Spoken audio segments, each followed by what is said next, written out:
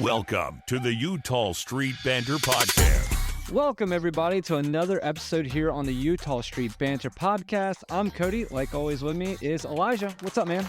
Not much. No, just getting through college 1 week at a time. Yeah. Yeah. It is, so everything's going well in college up there? Yeah. You probably wish you were home, with us. I mean, the food's definitely, it was day one. I know I didn't talk about it last week, but it was because I moved in Sunday and then we recorded the next day. So I've had a little bit more time to settle in and just remembered how bad dining hall food is again. It's not enjoyable, but I make do. I'll find a way to eat. Everyone in my family knows that. I'll find a way to eat. I believe it. It's one of those things where if you complain too much, they'll be like, well, you can just go, cook yourself, Yeah. But I guess you can't. You don't have a stove or anything, do you? No, I mean, there's I think there might be a stove and a sink for my whole building to share. Yeah. But that's a lot of people. And then I have to go get pots and stuff, and I wouldn't have anywhere to keep them. It'd be a whole thing. Did you do anything? It was a Labor Day weekend, so did you do anything good for Labor Day? No. My school, since we're a private university, we don't stop for Labor Day. So I had classes yesterday. Did you really? Yeah. Wow. Don't worry. We don't stop for these fake holidays made up by the government. Yeah. I hear you. No, don't worry. It's actually funny. Every single professor that I had complains about it. They complain more than the students. I bet. I bet because they're working on Labor Day. Yeah. So am I. Yeah. Schoolwork still works. No. I'm paying to work. Not the same thing. Okay. If you say so. Yeah. So I mean, we went to there's a place in Southern Maryland called Deal Island, and me and my wife's family's from there. So as you know, but we went there and watched some boat docking, watched some skipjack races. But what's crazy about the skipjack races is they got delayed because it was too windy for the sailboats. If you don't know, well, Elijah, but if our listeners don't know, a skipjack is a sailboat. It's a big sailboat. It was too windy, so they actually had to postpone it for an hour or so. I actually thought the wind would be a good thing, but yeah, that's true. I knew nothing about it, so I'm not going to complain. No. I don't know. Every time I think about Deal Island and Labor Day, I always remember a few. What was it? It was probably 6-7 years ago or something like that, and I went with you guys, and we were out on my aunt's dad, his boat, and we started taking on water, and I was on the raft that we were pulling. So they cut us loose, and we're just floating out through the water with the skipjacks, and they're trying not to drown. Speaking of trying not to drown, the Orioles are playing the White Sox this week. No, that's not trying not to drown. They're well submerged. They are under the water. They are in the Mariana Trench. Poor White Sox. They're 31 and 108. And it's about to be 109 because they are losing 9-0 still. Yeah, we're recording on Tuesday night. Yeah, it's Tuesday night. It's about 9:15. The game's almost over. I'm trying not to look to my right because I have it on right now. Oh gosh, everybody, please listen up. It's the bottom of the 8th, right? Is that what I just said? Craig Kimbrell just came in. Oh God! All right, so hopefully we don't. Hopefully you're not listening to this podcast and talking about how the White Sox came back from the 9-run lead. God, that's it. Just remember one of the White Sox. God. Hey, how about this? Let me put it in perspective. The White Sox have won 4 games since the All-Star break. One of which was a 12-run win against the Yankees. So we could be there. We could be there. We could be. Luckily, though, we don't have 109 losses. We're far too familiar with 100-loss seasons. Those are days of the past, though, and thank God, because that was miserable. I feel terrible for White Sox fans. But I have a little bit of a funnier thing that I wrote down just because I saw it today, and I thought it's hilarious. Have you seen what's happening out in Globe Life? It's the 9th. I'm sorry. Yes, I have seen it, but I'll let you talk about it because you know a lot more about it. Basically, what was it? 2022, Judge hit his 60-second home run to take, 60-second home run to take the lead, the American League home run record, and he did that in Texas. Well, the place, kind of the area of where he hit it at, they had put a plaque in the stadium. I guess at some point that plaque got stolen. They replaced it. The replacement has been stolen, and they've come out and said they're not putting a third one in there. Yeah. Guess who's in town against the Rangers right now? The Yankees. Yankees fans suck, basically, is what we're saying, because I guarantee you they're Yankees fans who stole it. Yeah. I wouldn't say the Rangers fans waited until the Yankees were in town to steal it. Yeah. But Also, it would be pretty cool to go out back in your patio or something like that and have the official plaque that says Right. Judge hit his 60-second home run. That would be pretty cool.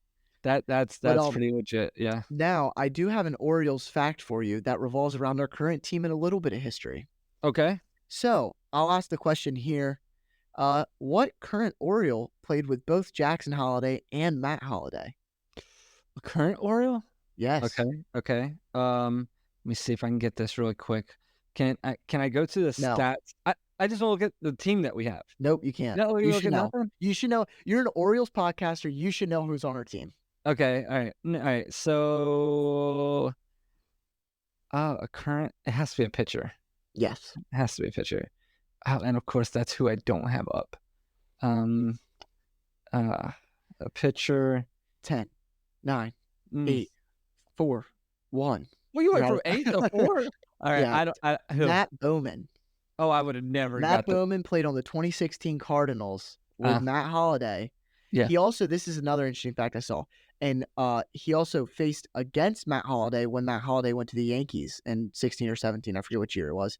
And then earlier this season with, I don't remember what team it was, he faced against Jackson Holiday in Holiday's first stint, I'm pretty sure, in the league. Really? And then now he's on the same team with him. So he's played against both Holidays and with them. That's crazy. That's a good stat there. Man, that's Yeah, impressive. I just normally pull random you're stuff full of here. crap, but you know what I mean. This time, no, I'm just kidding. Okay. I'm just kidding. I'm sorry you didn't want to know Matt Wieder's career earnings. Yeah, right. God, I felt so stupid. I was listening back to that podcast, when I have to go in and edit it, and I was like, "Why did I say?" You said what career earnings? I was like, "You mean how much he makes?" And you're like, "Yeah." I'm like, what a dumb thing to say. Anyway, all right. So let's jump into some box scores. We're just going to go back to the past weekend. We went against the Colorado Rockies, and we took 2 out of 3. So we'll take that all day. I was hoping to sweep, but we'll take 2 out of 3. The first game, though, was Friday night. The Orioles, we sent out Albert Suarez, who is actually probably one of our best pitchers we have currently in our pitching staff. And they went against Gomber. Austin Gomber? Austin Gomber, yeah. Yep. Mm-hmm. And so we came out with a win there. Albert Suarez went 7 innings, gave up 2 earned, 4 strikeouts, did very well. Emmanuel Rivera hit a home run in the 4th inning, a 2-run home run off of him. But anyway, no, it's a 3-run home run. Anyway. But Emmanuel Rivera been killing it. Very happy with him. We got the win. Very happy. Dominguez comes in, gets the save. So all in all, we'll take it. We got a 5-3 win there. Got to be happy with that. Yeah, I mean, there's really not much more to it. This week is a lot of. It's kind of just you did your job.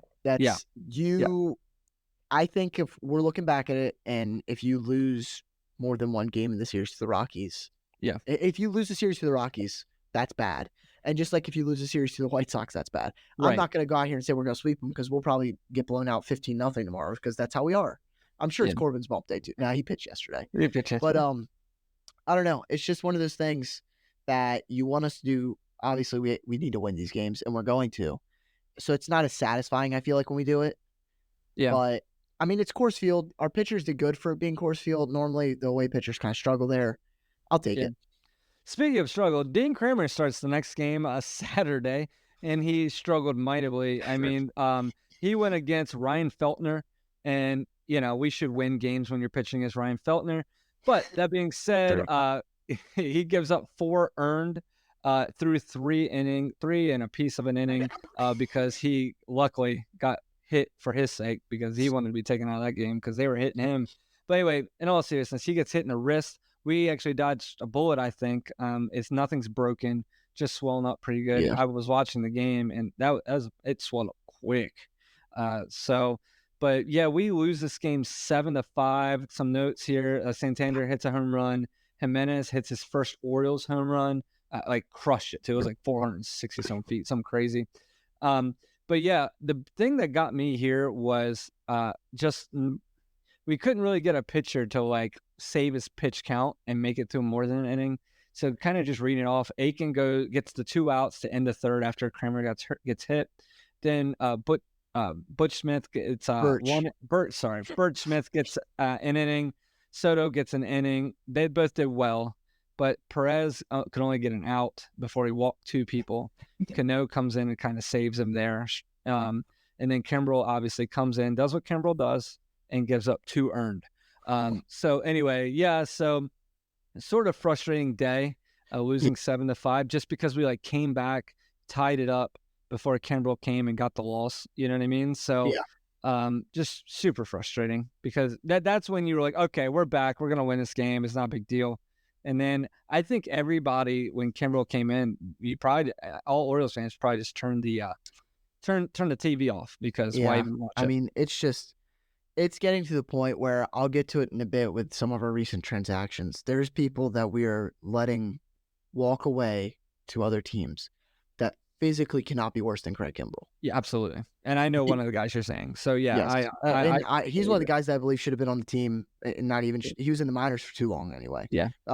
There's no reason that we have Craig Kimbrel on this team still, with the talent that we have in the minor leagues. Call up Chase McDermott, put him in the bullpen. I guess, is he still hurt? I just remember that he was hurt earlier. No, so he's back. I mean, I can't imagine that half of the Norfolk bullpen would be worse than him.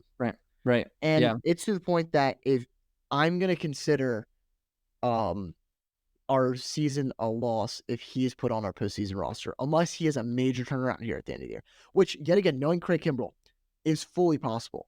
He fully could have, starting today, he could not give up a run for the rest of the season. I don't know. I really doubt it, because I also know that what would happen is we do that. We'd be like, oh, Craig Kimbrel's back, first playoff appearance, gives up a home run or something like that.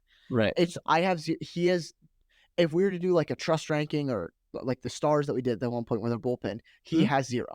He is my least trusted player. I would have never thought that Nick Maton, who is currently on the Orioles roster, for those of you that don't know, I would rather him pitch than Craig Kimbrel. Oh my gosh, what a play. Sorry, just watching this live. Austin Slater. So Kimbrel was struggling, man on first and second, 2 outs in the 9th, and ball slicing to the right in right field off the White Sox bat.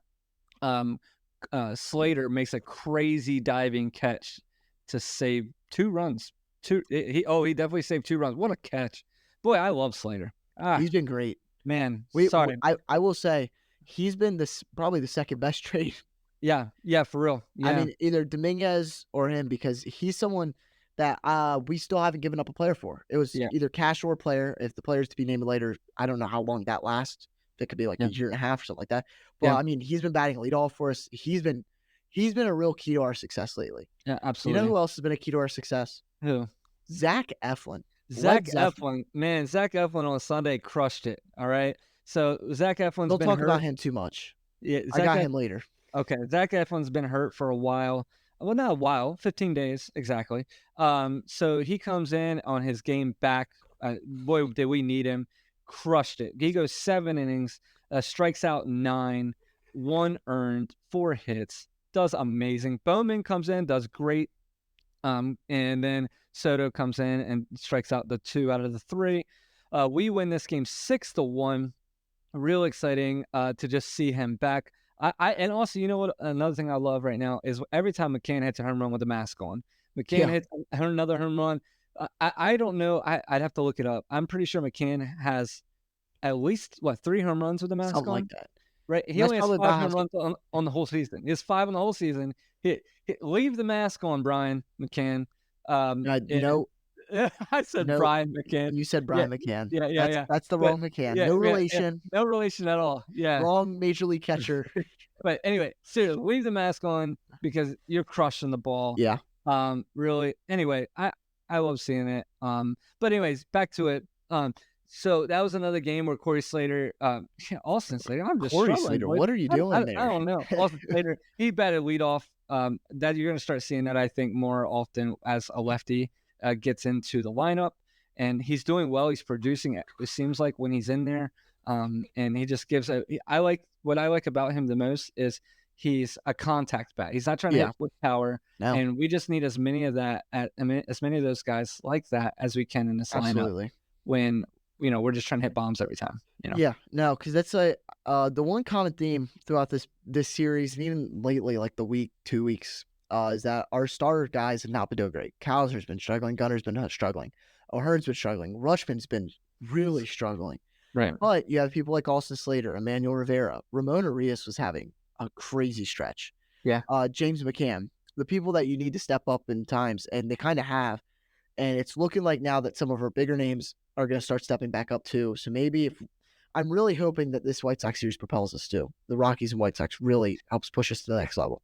It definitely came at a right time because on Monday the White Sox come into town and we have Corbin Burns on the mound against Chris Flexen. Chris Flexen was 2-13, and obviously Corbin Burns, is Corbin Burns, who's had a pretty decent season up until the past 3 weeks.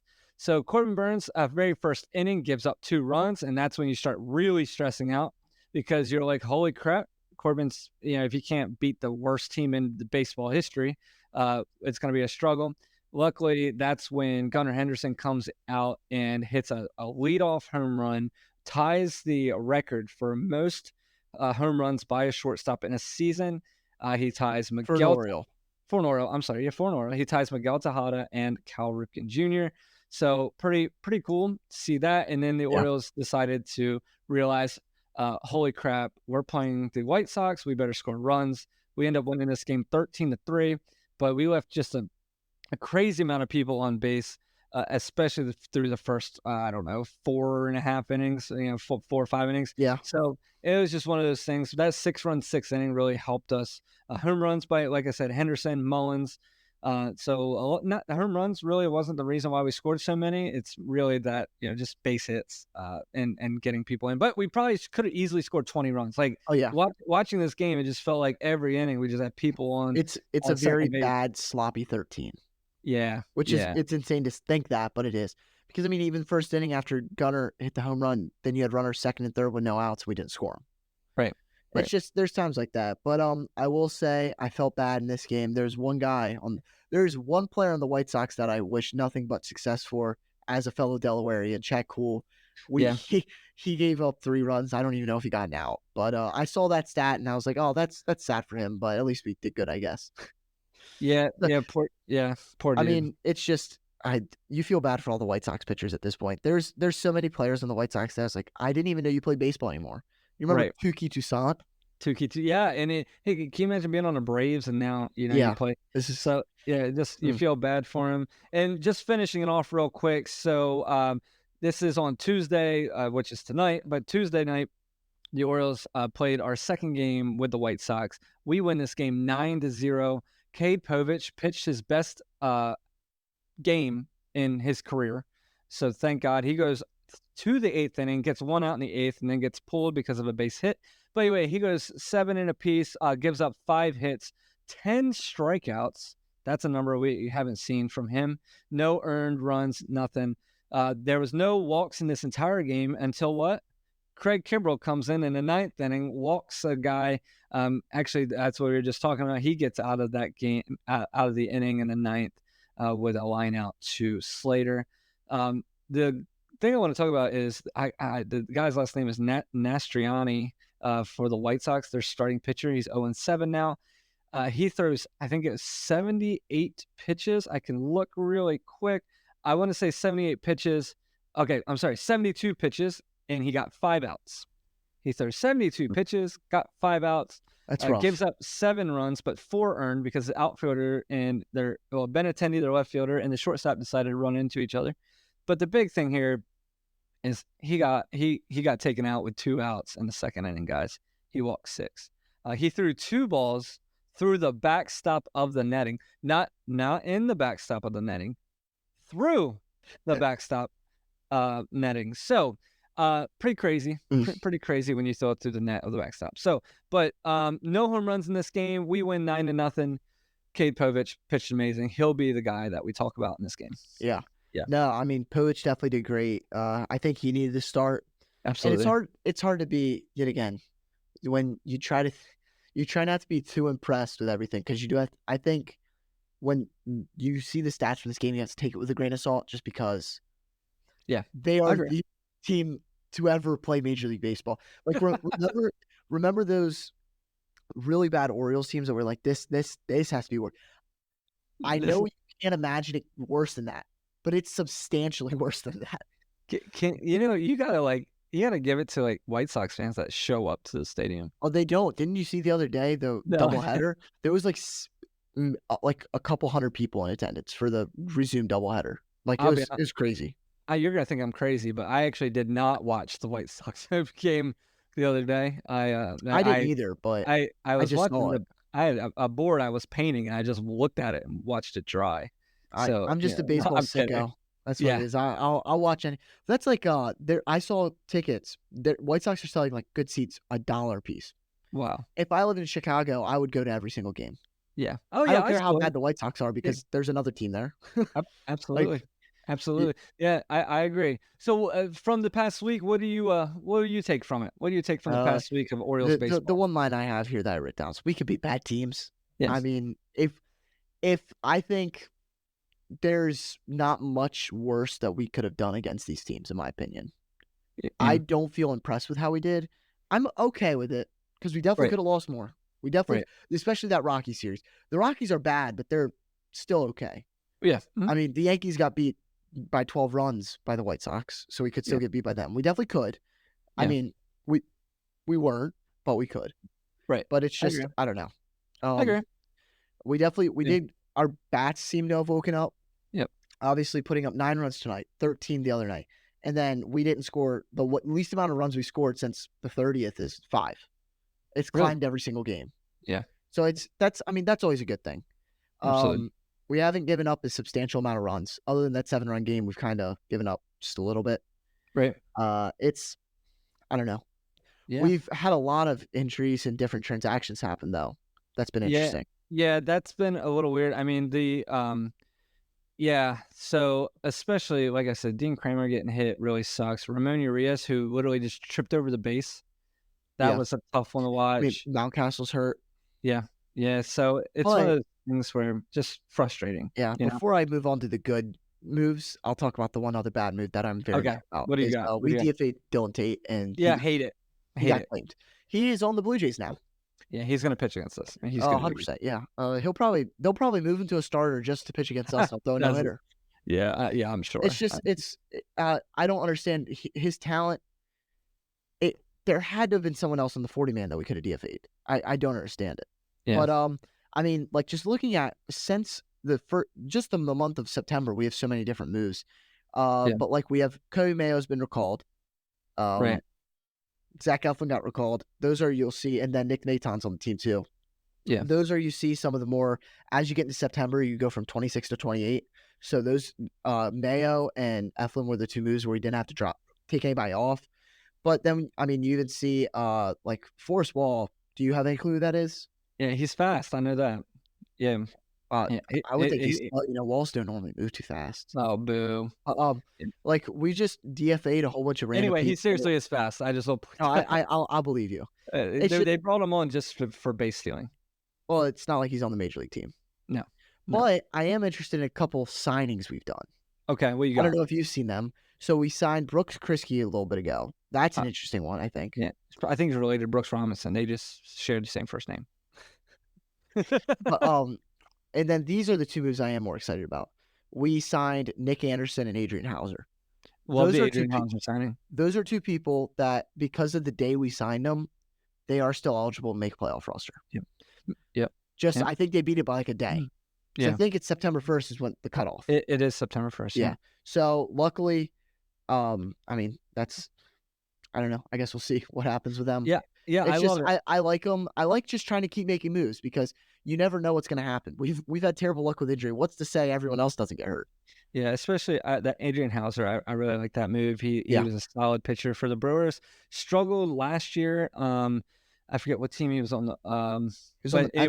Mets. I think this year. Or was that this year? Yeah, I think that was this year. But anyway, so I like that. He has experience.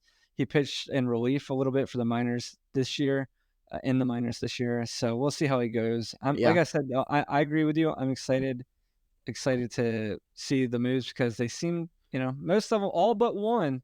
I mean, Elias is really getting hit on one trade he made, and he deserves it. Does he deserve it? Absolutely. Norby And Norby is going off right now for the Marlins. Norby's crushing it. Stowers is crushing, and the pitcher we got for him is nothing. So he's in the minors. So because he's been doing terrible in the minors too. Yeah, terrible. But that being said, all the other moves have hit. Like Jimenez hit, Eflin crushed it, and then even the smaller ones, like I said, Slater's done amazing. Slater's been doing great. Levon Soto, I mean, he's been kind of up and down on the team a little bit just to help with utility. You even have, like I have here, someone that you don't like and people think have been doing terrible is Gregory Soto. Who would you? I don't mind him. No. Okay, let's clip back a couple of weeks ago, and you were not saying the same thing. But over his past 7 1/3 inning, he's not giving up a single run.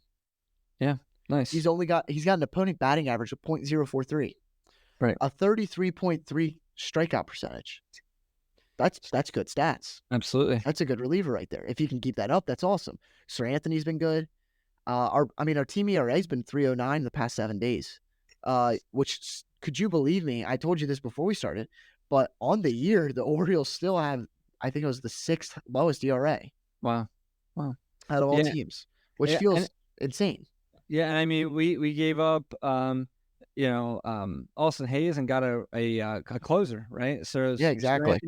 Without Sir Anthony Dominguez, we would be in a rough spot, So it's one of those things where I'm actually pretty impressed with everything that our front office has been able to do. Mm-hmm. So because, like I said, it's the people that you don't like. The average baseball fan doesn't even know who they are. Yeah.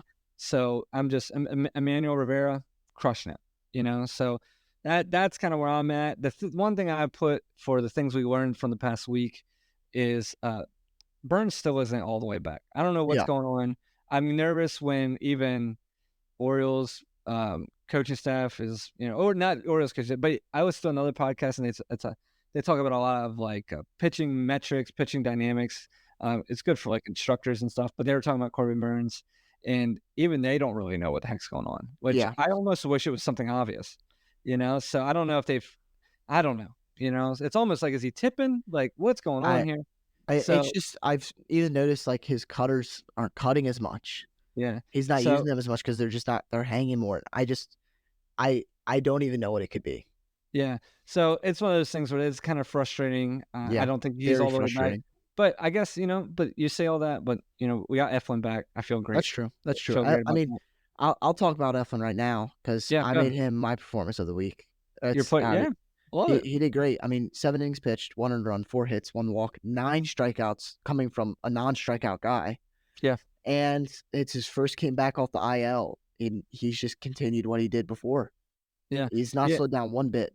Yeah, they had an 85 pitch count on him too. And he was able to get 7 innings. All the way through 7 innings with that. Which he had a perfecto going. Yeah, he did. Yeah. You see how that got broken up? That was annoying. I don't remember how that got broken up. There was a little dribbler down third base. Oh, I did see that. Yes, I did. His former teammate did it to him. Yeah, gotta love it, man. Who is his former teammate? Jake Cave. Phillies teammates. Gotcha. My performance of the week or player of the weeks, I picked 2 because I can, because mine is Emmanuel Rivera. I could not be more impressed with him. He has just absolutely been crushing it over the past 7 days.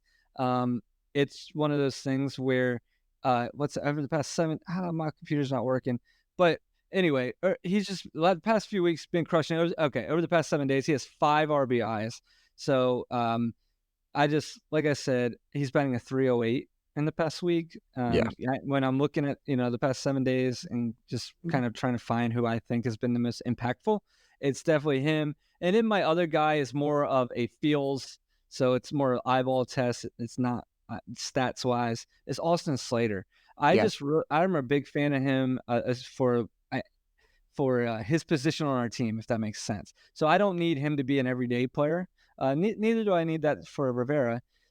It's one of those things where I just need them to kind of like fill the role. Does that make sense? So, Slater comes in and my man's probably he's going to either fly out to left or hit a double down the line.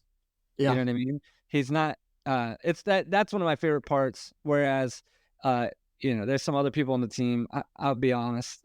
Cowser, man, if you're just throw a change up in the dirt, he's going to swing over it and strike out. So they 100%. kind of figured him out a little bit. But Austin Slater crushing it, very happy. Him on defense is amazing.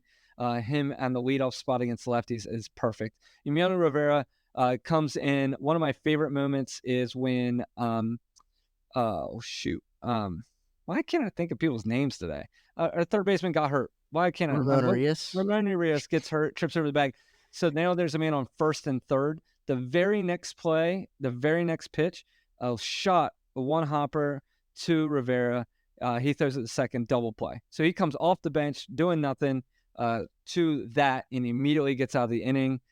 And that was sort of a big thing for me that I really want to point out that, he's just, those two guys have saved us some games. You know what I mean? 100%. So big fan of that. What are you looking forward to this week in Orioles baseball?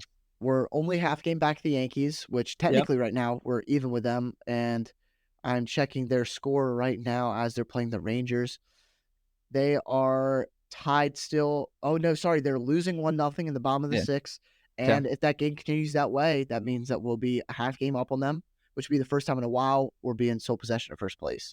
Yeah. But we play the Rays at home coming up in this next series, which we've done very well against them this year. So I'm really excited to see if we can keep up that success. And then we have some good injury updates. Westberg's been doing good. He's done without a cast on now. Jacob Webb's going for a second rehab appearance. Kramer's throwing again, and his arms are less swollen. And Danny Coulombe's facing live hitters for the first time since his injury. It's really great because we finally are kind of getting. All of this is good news to make me think that we'll have them before the playoffs. Yeah, Grayson has no news, and that scares me. Yeah, it's almost one of those things, in my opinion, where Grayson said he felt. I was watching an interview with him 2 days ago, and he was saying that he feels a lot better. It's nowhere near as bad as the first time. Yeah, but you're right. He's not throwing. I agree. So it's almost like though they're not really rushing any of the players because I'd rather them do that. They just trying to make sure they're fresh and ready for the playoffs. So we'll see. We'll see how it goes. It's just amazing. I was telling somebody else, I don't know any other team that can be where we are now with the amount of injuries. So this is what ticks me off. So you tell somebody, that we have injuries or whatever, and everybody says, well, every team has injuries. I'm like, no, you don't even know. We have our entire major league, like not our rotation, but we have enough people injured to field half a bullpen and a starting rotation that would be, I would say, major league average. Absolutely. Better than the White Sox. Yeah, and then both of our third basemen got hurt. Our first baseman, our second baseman.